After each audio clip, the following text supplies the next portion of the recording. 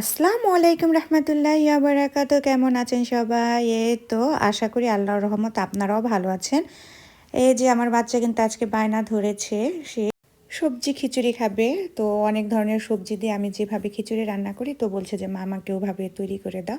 তা আমি এখন তৈরি করতে চলে এলাম। এখানে আমি আজকে ব্যবহার করব আদা রসুন। আমি পেস্ট দিব না, আমি ছেঁচে থিতলিয়ে তারপরে দিব। আমি চাল ডাল একসঙ্গে করে আমি কিন্তু ধুয়ে নিয়েছি, পেঁয়াজ কুলি দিয়েছি, যেহেতু এটা আজকে সবজি খিচুড়ি সবজি দিয়ে করব। আর এখানে আমি যে আদা রসুনটা থেতলিয়ে নিয়েছি, সেই থেতলানোটা আমি কিন্তু এখন দিয়ে দিলাম। আর এখানে আমি দিয়েছি হলুদ মরিচ ধনিয়া গুঁড়া দিয়ে আমি মিশিয়ে নিয়েছি। আর এই যে আমার সবজিগুলো, গাজর দিয়েছি, ফুলকপি দিয়েছি, তারপরে আমি আলু আর মিষ্টি আলু দিয়েছি, গোল আলু আর মিষ্টি আলু। এই গোল আলু আর মিষ্টি আলুটা কিন্তু আমার ছাদ বাগানে থেকে নেওয়া। এটা কিন্তু আমার অবশ্যই কেনা না, এটা আমার ঘরের থেকে নেওয়া।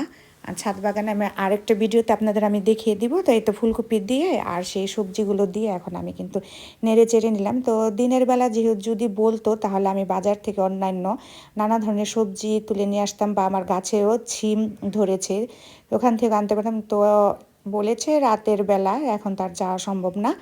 তাই তো রাত হয়ে গিয়েছে, এই রাতের বেলায় কিন্তু আমি এখন খিচুড়িটা তৈরি করে নিচ্ছি। আর এখানে এখন পরিমাণ মতন লবণ দিয়ে আমি খুব ভালো করে কিন্তু নেড়ে চেড়ে মাখিয়ে নিব। আর এখানে দিয়ে দিলাম আমি টমেটো কিউব করে কাটা, আর দিয়ে দিলাম আমি ধনিয়া পাতা। তো ধনিয়া পাতাটা দিয়ে এখন আমি আবার কিন্তু খুব ভালো করে অনেকক্ষণ আমি মাখাবো। তো মাখিয়ে এখন আমি পানি পরিমাণ মতন পানি দিয়ে নিলাম। আমি চোখের আন্দাজে পানিটা ব্যবহার করি। আর দিয়ে দিলাম আমি গরম মশলা, আর দিয়ে দিলাম আমি তেজপাতা। আর যেহেতু আগেই বলেছিলাম বাটা মশলা ইউজ করব না, তাই আমি আস্ত জিরা যেটা সেটা দিয়ে দিলাম। দিয়ে এখন আমি প্রেশার কুকারে ঢাকনাটা দিয়ে এখন আমি ঢেকে দিব। আর ঢাকনাটা আমি অবশ্যই কিন্তু চেক করে নিয়েছি। আর এখানে আমি প্রেশার কুকারে ঢাকনাটা দিয়ে আমি 3টা সিটির অপেক্ষা করব। 3 সিটি দিলেই কিন্তু আমার খিচুড়িটা হয়ে যাবে। তো এটা দ্রুত রান্নার জন্য আমার কিন্তু 3টা সিটি এসেও গিয়েছে, তো হয়ে গিয়েছে। দেখেন বন্ধুগণ কত সুন্দর হয়েছে অল্প সময়ের ভিতরে। আর এখন আমি নেড়ে চেড়ে মিলিয়ে নিব। অল্প সময়ের ভিতরে আমার খিচুড়ি রান্নাটা প্রস্তুত। তো বন্ধুগণ এই তো এখন আমি ধনিয়া পাতার ভর্তা আর চিংড়ি মাছ দিয়ে একসঙ্গে আমি বেটে নিয়েছিলাম।